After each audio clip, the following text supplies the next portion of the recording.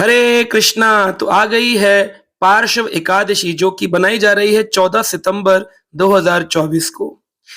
ये बहुत ही विशेष एकादशी है। युधिष्ठिर महाराज ने भगवान श्री कृष्ण से एक बार यह प्रश्न किया था कि इसके अधिष्ठात्री विग्रह कौन है, इस एकादशी का नाम क्या है। तो भगवान श्री कृष्ण ने बताया था, इस एकादशी को जयंती एकादशी भी कहते हैं। इसकी महिमा के श्रवण मात्र से व्यक्ति के पूर्व जन्मों के सभी पाप निवृत्त हो जाते हैं। ये व्रत इतना उत्तम है कि इसके पालन से अश्वमेध यज्ञ का फल प्राप्त होता है।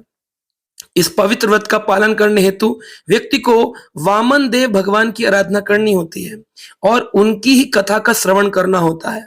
तब भगवान ने बताया था कि श्री कृष्ण ने कहा, हे नृपश्रेष्ठ, एक पूर्व घटना बताता हूं जिसके श्रवण से ही समस्त पाप नाश हो जाएंगे। तो त्रेता युग की यह घटना है।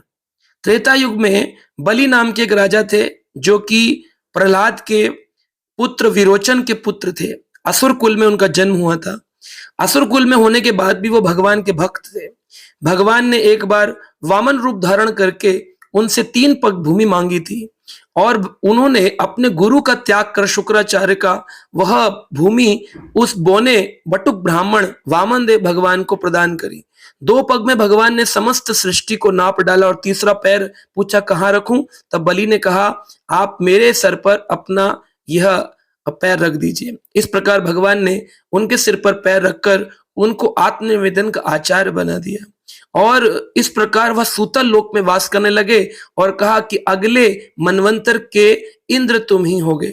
तब भाद्रपद शुक्ल पक्ष की परिवर्तनी एकादशी के दिन विरोचन पुत्र बलि ने अपने घर में एक विग्रह स्थापित किया वामन देव का, क्योंकि वामन देव ने वादा किया था, जिस भी द्वार से सूतल लोक के तुम निकलोगे मेरा दर्शन पाओगे। तो उन्होंने अपने प्रेम से वामन देव भगवान को बांध लिया था।